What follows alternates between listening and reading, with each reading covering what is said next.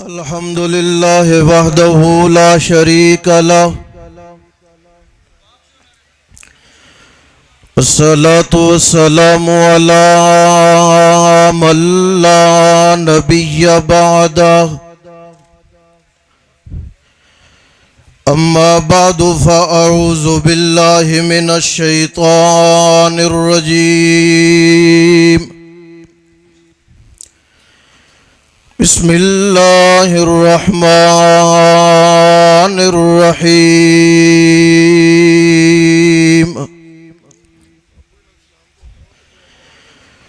ليميز الله الخبيث من الطيب سبحان ربك رب العزة عما يصفون وسلام على المرسلين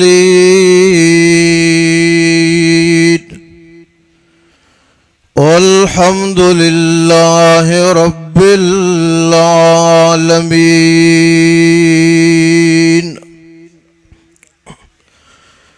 انتہائی قابل قدر علماء کرام، نوجوانان توحید و سنت اور اشاعت التوحید و سنہ کے مخلص اور غیرت مند احباب، السلام علیکم ورحمۃ اللہ وبرکاتہ۔ نوجوانان توحید و سنت پنجاب کا 15واں سالانہ اجتماع عام بڑے پروقار انداز سے انعقاد پذیر ہے۔ نوجوانان توحید و سنت پنجاب کے جملہ اراکین اجتماع عام کے لیے کی جانے والی بے پناہ محنتوں پر مبارکباد کے مستحق ہیں۔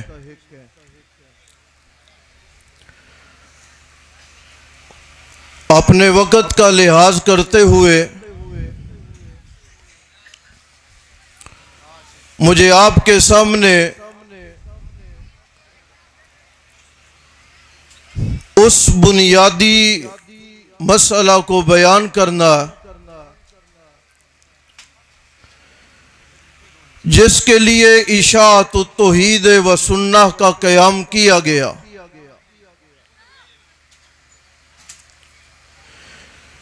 اشاعت التوحید و سنہ کا قیام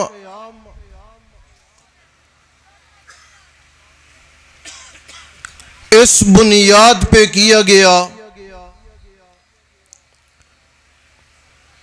کہ نوع انسانی میں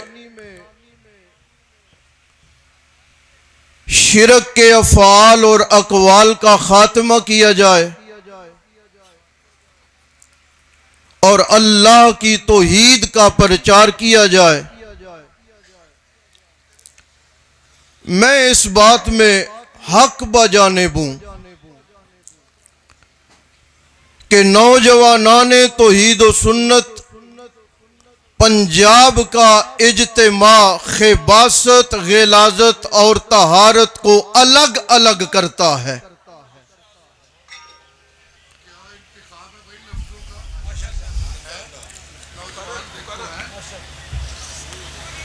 اجتماع میں آنے سے طہارت کا علم ہوتا ہے، اور قرآن بھی یہی کہہ رہا ہے کہ لیمیز اللہ الخبیث من الطیب۔ اللہ طہارت کو الگ رکھنا چاہتے ہیں، اللہ غلاظت کو الگ کرنا چاہتے ہیں۔ یہ کہنے میں بھی میں حق بجانب ہوں کہ نوجوانان توحید و سنت کا یہ اجتماع عام توحید و سنت کے لیے قائم کیا جانے والا یہ پروگرام عین اللہ کی منشا کے مطابق ہے۔ اس سے خباثت الگ ہوتی ہے۔ ہر اعتبار کی گندگی الگ ہوتی ہے۔ اس اجتماع عام میں شرکت کرنے والے خالص اللہ کی پکار کرنے والے افراد ہیں۔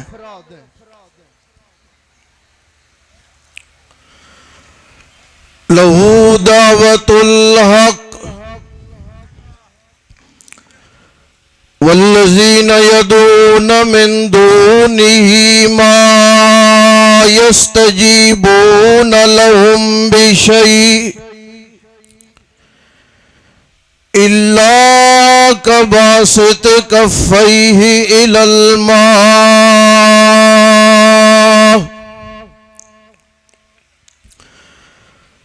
اگر پکار کرنا چاہ رہے ہو، بلانا چاہ رہے ہو، تو دعوت الحق پکار صرف کس کی کرنی ہے؟ آپ توحیدی مجمع اور ایمان کی حرارت کے ساتھ اللہ کا نام لیں، پکار کس کی کرنی ہے؟ دوسرے مقام پہ قرآن اعلان کر رہا ہے وَقَالَ رَبُّكُمْ، اے نوع انسانی رب کہہ رہا ہے اور تمہارا رب تمہیں کہہ رہا ہے ادعونی استجب لکم۔ سچی پکار چونکہ میری ہے لہٰذا میرے در پہ آ کے میں اللہ کی پکار کرو، میں اللہ خود تمہیں جواب دوں گا۔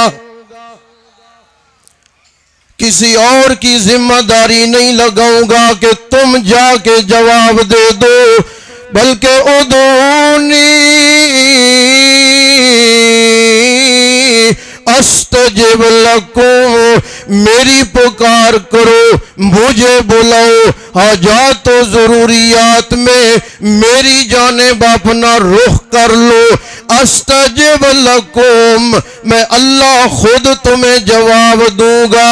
یہاں پہ اللہ قرآن میں بیان فرماتے ہیں والذین یدعون من دونہ ما یستجیبون لهم بشیء، میرا در چھوڑ کر جن کے دروازوں پہ تم جا کے انہیں بلا رہے ہو اور تمہارا خیال ہے کہ ہم قبر کے قریب آ کے کھڑے ہو گئے ہیں لہذا دور سے تو یہ پکار نہیں سن سکتے تھے، اب چونکہ ہم قریب ہیں لہذا یہ ہمیں جواب دیں گے۔ اللہ فرماتے ہیں ما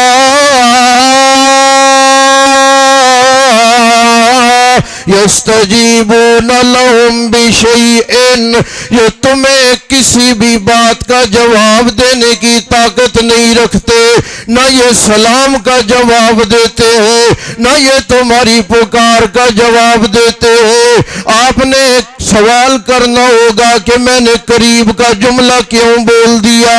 اللہ فرماتے ہیں الا کباسط کفیہ الی الماء، اگر کوئی بندہ پانی کے کنارے پہ کھڑا ہو کے پانی کو پکارنے لگ جائے، سامنے سمندر ہے، سامنے دریا ہے، سامنے بہنے والی ندی ہے، سامنے کنواں موجود ہے، ایک بندہ ندی، کنویں اور سمندر کے کنارے پہ کھڑا ہو کے پانی کی پکار کرنے لگ گیا ہے، خیال یہ ہے، عقیدہ یہ ہے کہ پانی مجھ سے دور نہیں ہے، پانی میرے قریب ہے لہٰذا یہ میری مراد کو پہنچ جائے گا۔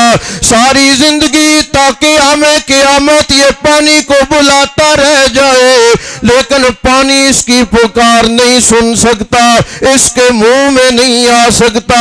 اللہ نے دور کے مسئلے کو تو بیان کیا ہی کیا، یہاں پہ اللہ نے نزدیک کے مسئلے کو بھی بیان کر دیا کہ ولی کی قبر پہ چلے جاؤ، صحابی کی قبر پہ چلے جاؤ، حتیٰ کہ نبیوں کی قبر پہ چلے جاؤ، امام الانبیاء، فخر الرسول، تاجدار ختم نبوت حضرت محمد الرسول اللہ۔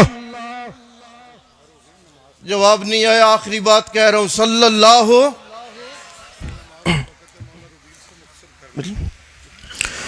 حقیقت میں وہ لطف زندگی پایا نہیں کرتے جو یاد مصطفیٰ سے دل کو گرمایا نہیں کرتے، موحد نہیں جھکتا غیر اللہ کے سامنے، وہ پیشانی پہ داغ شرک لگوایا نہیں کرتے۔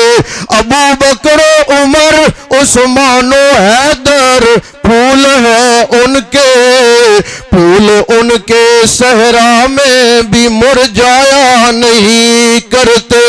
اللہ نے مسئلہ بیان کر دیا ہے کہ تم پیغمبر علیہ السلام کی قبر پہ چلے جو نزدیک کھڑے ہو کے پکارو، وہ صلاحیت سما نہیں ہے۔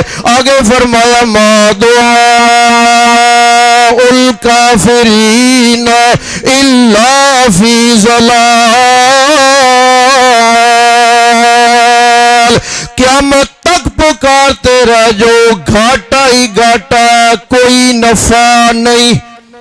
وما علینا الا البلاغ المبین۔